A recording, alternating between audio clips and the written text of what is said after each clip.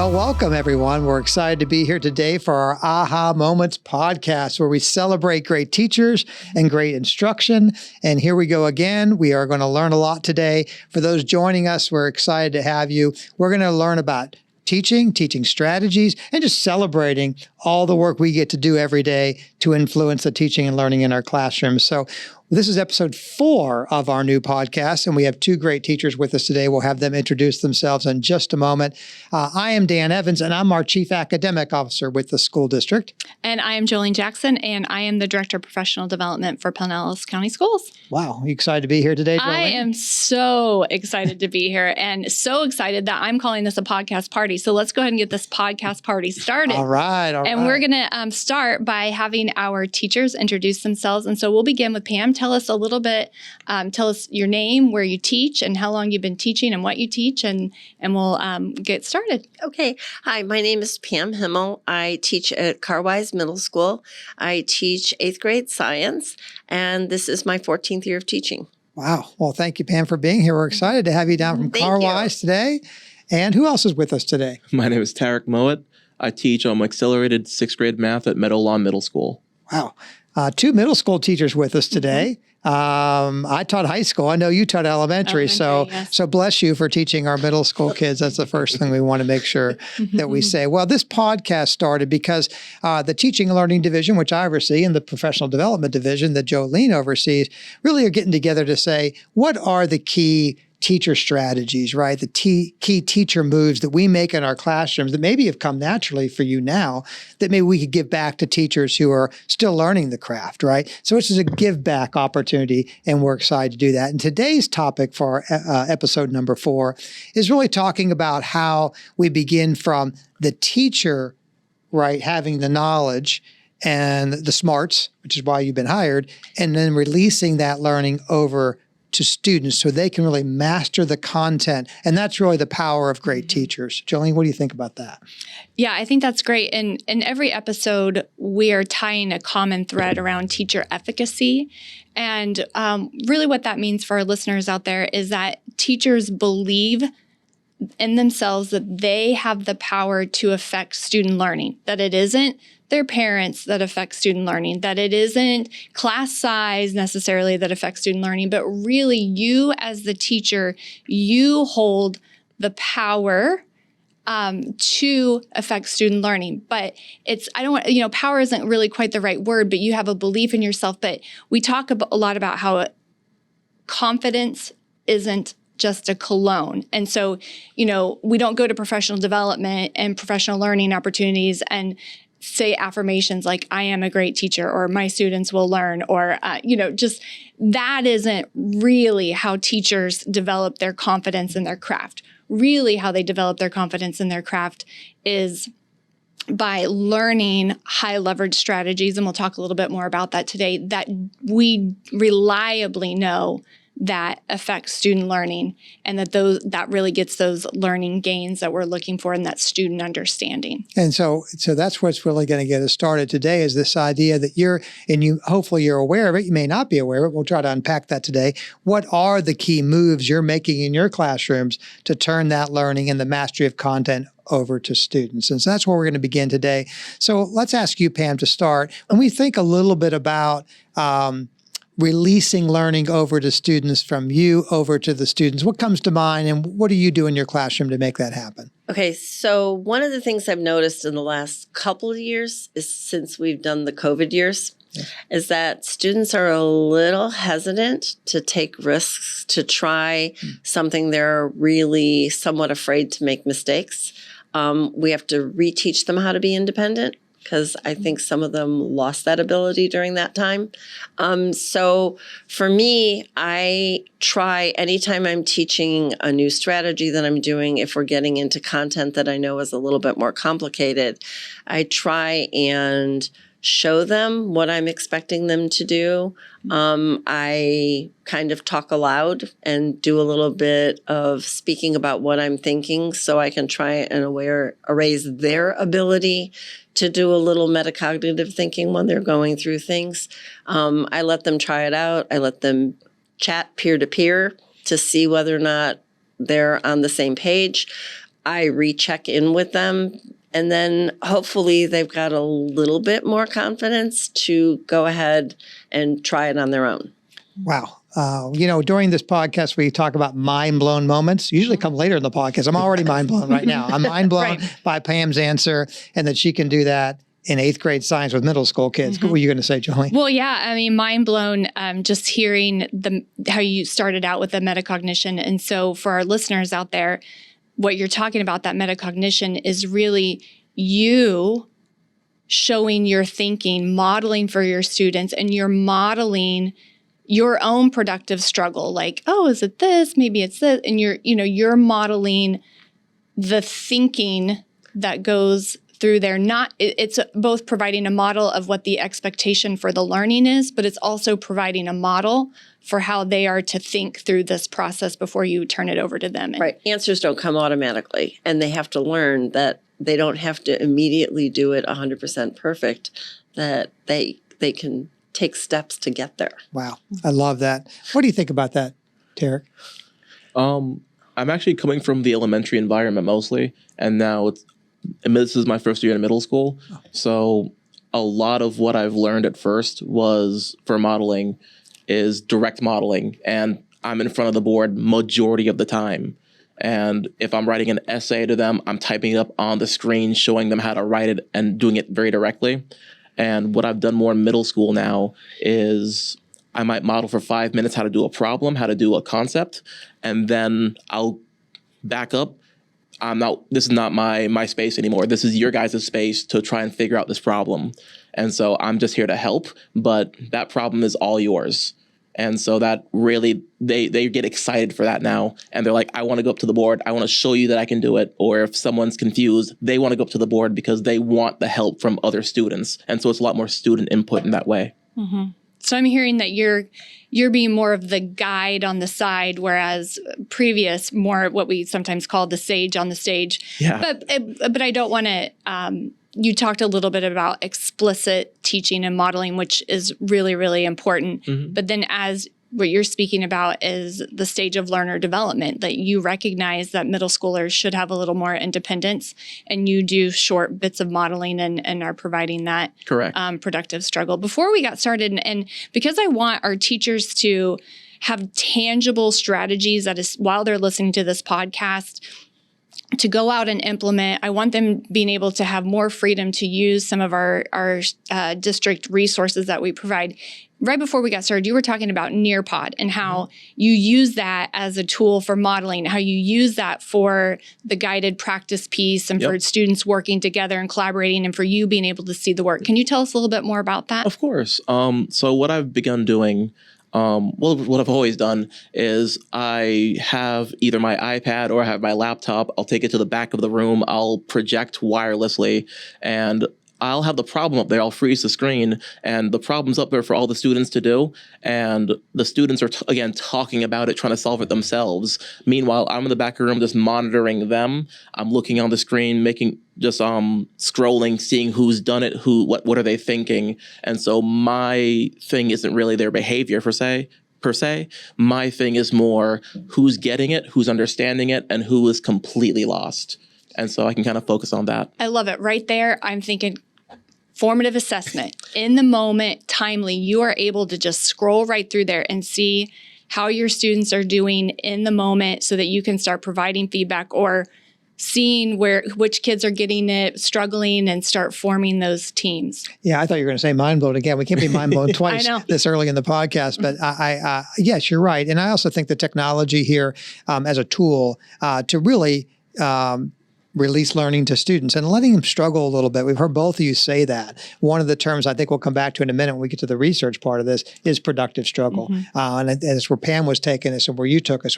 Letting students struggle, not always trying to save them, letting them struggle through it. Of course, we don't want them to be wrong to the point of being confused and frustrated. So we do have to somehow repair their thinking at some point. But that struggle is part of the natural process of learning. Mm-hmm. What do you think about that, Pam? I think that part of the thing is paying attention, like when you're doing formative assessment, you're walking around and you can see the kids who have the deer in the headlights look. Mm-hmm. So you know that they don't even know where to start. Mm-hmm. So you can kind of jump in and at least maybe give them a little bit of encouragement. I think it's important that we know that no matter what we're doing, even when we release to students, we still have to be prepared to scaffold for them when they need that. If it's something that you can do with peer-to-peer discussion where somebody else can be explaining it or they can be checking each other's work, then that's still student ownership. And that's not me necessarily throwing in the lifesaver to everybody. And so I think that's important. But I do think that occasionally you still need to realize when you might need to grab a handful of students and do a small group in a corner of the room and actually help them out if they need a little bit more guided instruction before they can be released again. Okay, now that right there is a veteran teacher, master teacher move. That's why I want to jump in, because I want our teachers who are listening to understand what you just said. I think is very important. And that is to understand that, yes, I may have to pull students aside. And if that's the case, I'll have to reteach, in a sense, a small group or the whole class maybe. But otherwise, how can students help themselves? How can students go to another student for the answer? How can the students go to an anchor chart for support? Those are great scaffolds because I'm teaching students how to help themselves learn content. And that's probably something we didn't all do on our first day in the classroom. Speaking of that, and maybe this might be a related question for us to dive down into, and that is for the younger teacher. When you were newer as a teacher to where you are today, the things that you're trying now, I'm sure you didn't use to the effectiveness that you do now. So think back a couple years or several years for some of us. What advice would you give to a teacher who might be struggling to release that over to the students? Well, my first piece that I would do is my first couple years, one of the things that I would say that was the biggest issue to be able to actually release to students or to do any of that is I didn't have very set structures and routines in my class that my students knew at every moment when I said we were doing this kind of activity, that they knew exactly what my expectations are for what the classroom environment looked like. Wow. And so, you know, it didn't matter what I was trying to teach. If everything was a hot mess and chaos, nothing I was doing was going to get it through. So establishing those routines where my kids know immediately what to do when I say we're doing this, and that they're prepared for whatever the next step is going to be, that's the key piece. And I think that's one of the things that newer teachers don't necessarily consider to be as important as content, but actually I think initially it's a lot more important. You can't get to content until you have those routines set. Wow. And teaching those routines, I heard you say, until you could turn them over to the kids. Tarek, what would you say about that? I'm a writer by trade. And so one of the things that I was always taught by my mentors is that you need to learn the rules before you can break the rules or apply more things to the rules. I love it. So much like you said, you need your structure. But once you got your structure down, play with it a little bit, see what fits into there. So know when you can break the rules with your class, and they'll recognize what you're doing, and they'll even want to jump in because like, ooh, this is something new that we don't normally do. I started teaching up in Jacksonville, Florida. And one of the things that my principal and my assistant principal really helped me out with, rituals and routines. So it's like meat and potatoes, rituals and routines. Get that down pat first. And so that's something that I was told, you're not going to get until like year 4, year 5. So to my younger teachers, hang in there.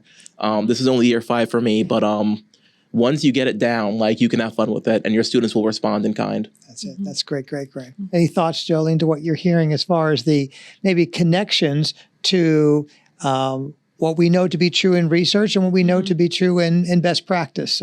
Yeah. So one of the things that I think, getting back to students really owning the learning, talk to us a little bit about the explicit strategies that you have used to move them through that modeling and into the guided practice and then into the independent practice. And you started us before we got on talking about applied learning, that you believe that until they are able to apply it in a real world context, that there isn't real understanding. And so I'd like to hear a little bit more about how you get students to that place. Okay, so after we've done some of the basic stuff, with understanding some of the foundational concepts, I quite frequently put students into groups, or occasionally it's an independent assignment, and I'm just going to do something I've just recently done in class.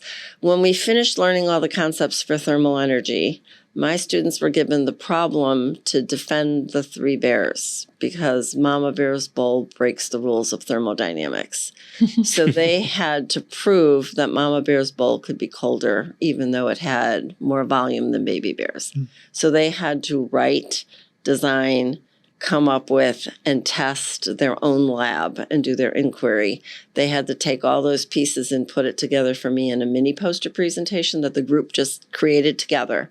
And then after that, I used, talking about our technology tools, because it's one of my favorites. I don't overkill use it, but one of my favorite things to use is Book Creator. And so I actually made them, while they did the lab as a group, individually, they had to creatively rewrite the part of Goldilocks and the Three Bears with the porch story, but they had to write it scientifically to tell me what was actually happening with using all the terminology and everything that we've used to apply it, to use it correctly and rewrite the story for me. And it still had to sound like a story. They had to illustrate it. They had to use all of it. But that was their summative assessment for me on thermal energy. Wow, my mind is blown again because in Dr. Evans and I, we often talk about this interdisciplinary learning and that we cannot stay siloed in our own content. Where it really expands is when we're applying everything that we learn in other contents. And you're doing that so beautifully. Like I'm hearing academic, they're going to have to use academic vocabulary. I'm hearing that they're going to be writing. They're going to have to tell it in somewhat of a story and yet use scientific to provide evidence. And so there's a real synthesis in that, Bloom's level of taxonomy, the highest level of thinking is synthesis. And that's absolutely what you're talking about. So that's really wonderful. Yeah, I wanted to add to that then, since you took us down that path. And the idea of synthesis is synthesizing all these things I've learned and then making sense for myself about what this, and then applying it either to my life or to a project. And so that cements learning. It's not just fun. It is fun. Hopefully the projects are fun, but it also cements learning. And maybe newer teachers may not even realize that. The conversation I'm having with each other, my classmates, and the conversation I'm having with myself about where I am in my own learning cements the learning of science and mathematics. Tarek, what do you think about that? We have a project we're doing ourselves right now, and it's just related to spending money. And so I gave them a certain amount of money they can use, and we broke it down by percentages to what, 20% on electronics, 30% on this.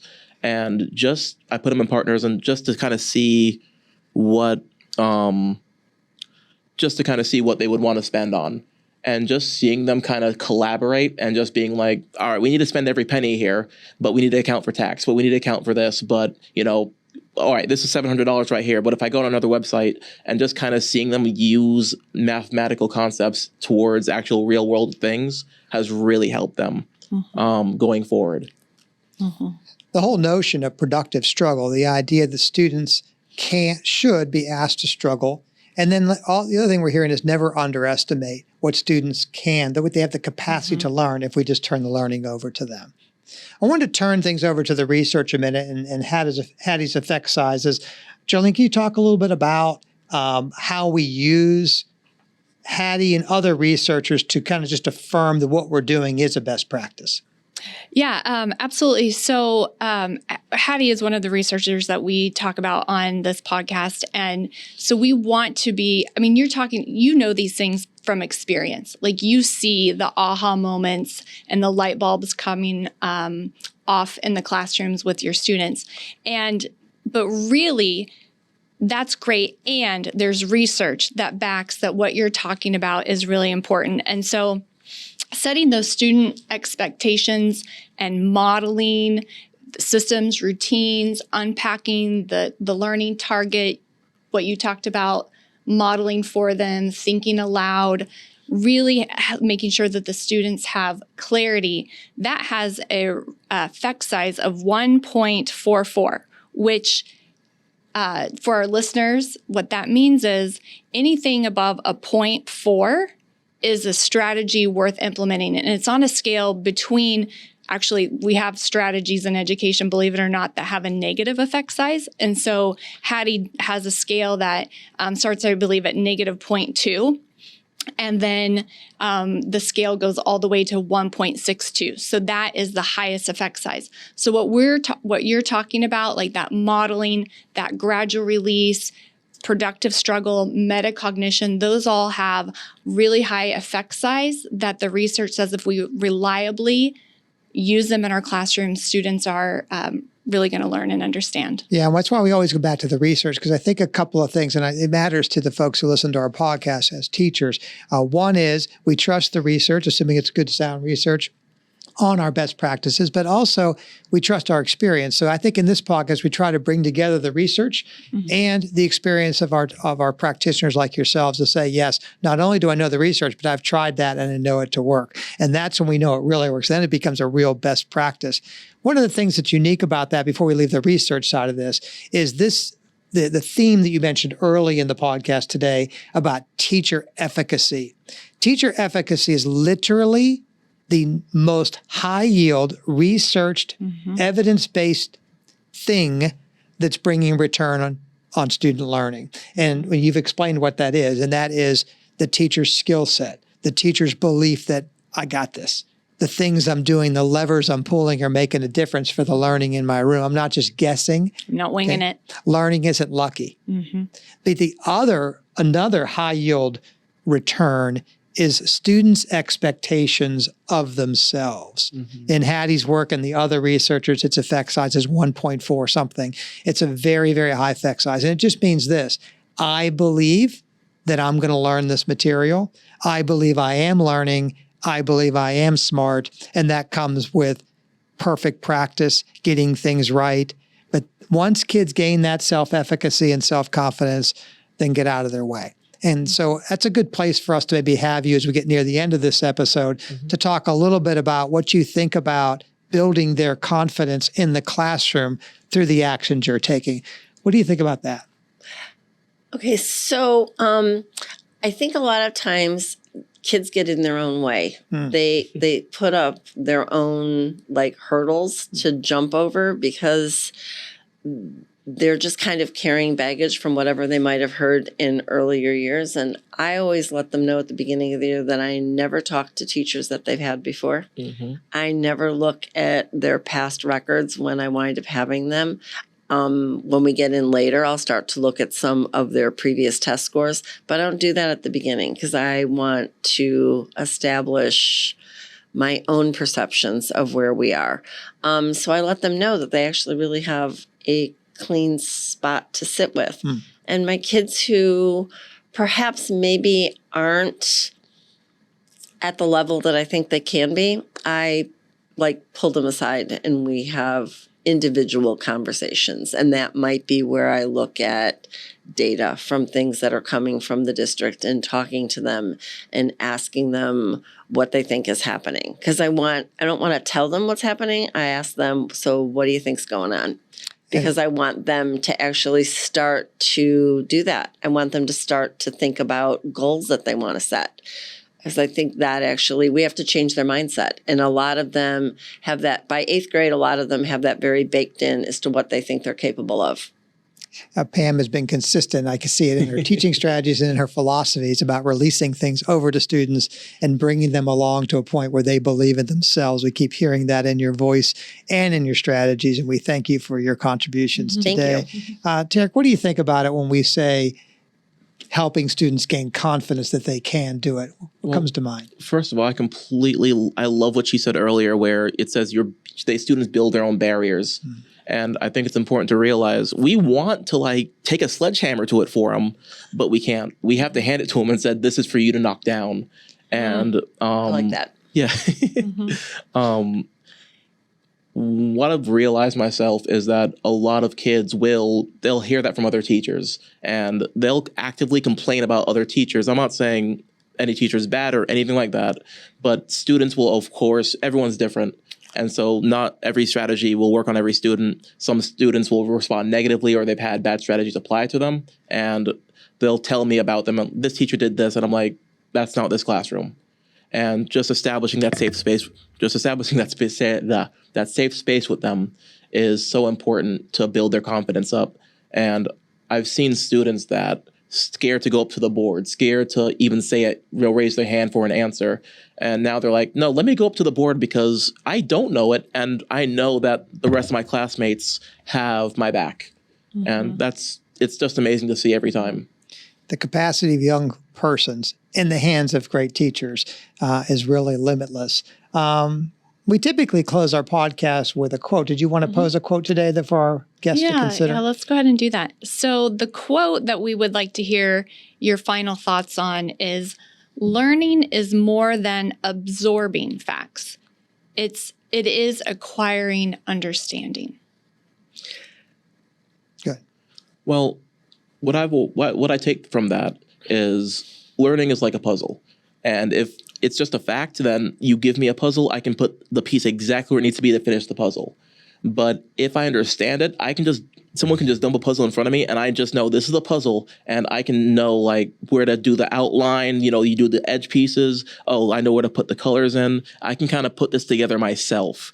But if you just tell me a fact, all right, I can put that last piece in, but I can't. If you just dump a puzzle in front of me, I'm just going to stare at you until you help me put it together. Wow. Yeah. Nice analogy. Thank you. I think part of the problem is if we get into the point where we're just asking kids to memorize vocabulary or memorize any other piece, then if you throw a question at them that requires them to think and put things together, they have no idea how to do that. They don't know how to take apart complex pieces. So I believe very strongly in letting the kids have to develop a little bit of grit and figuring out how to put things together. I don't know that they actually meant it as a compliment, but one of my favorite quotes that I got from a student of mine wound up letting me know that I was the teacher who kicked the training wheels off the bike and just made them realize that they could ride. Wow. And I think that pretty much sums me up. They may not love me at the beginning of the year, but they really like me when they know they're ready to go to high school. I love that. I love that. Well, I think you guys have affirmed lots of great things for us today. I hope that many of our teachers who are listening in, or maybe newer teachers learning some of the craft, I hope we've helped them to kick the training wheels off and and to trust their own instincts. All teachers can be great. When we were newer teachers, we weren't so sure, maybe, but all teachers can be great. And we believe in kids. All kids can learn. All kids can be brilliant. I was listening to someone speaking the other day, and they were saying that they were a movie star. And the lady movie star said something to the effect of, I'm a star and I'm willing to say I'm a star, but the point that I realized that I could say I'm a star was when I realized that everybody was one. Everybody has the potential to be brilliant. We just have to go find that brilliance. And what these teachers are doing, Jolene, is raising kids up to believe that and then teaching them certain things to the point where they are then making that happen and manifesting that agency. Your thoughts about that? No, I love what you're saying. And as both of you were speaking today, I was seeing you in the back of the room. I was seeing you right next to a small group while kids were learning in the learning environment and kind of moving around. And so it really is, you trust your students, you teach your students to trust you and how to trust each other. And in that, like, this learning really blossoms. And yeah, I'm really seeing a community of learners in everything that you guys have shared today. So thank you. Thank you so much. We appreciate you being with us. It's been great. I'm inspired. Yes, are you not, Jolene? I am. I'm very excited to have been here with you today. We've learned a lot together. We hope those listening in have learned a lot.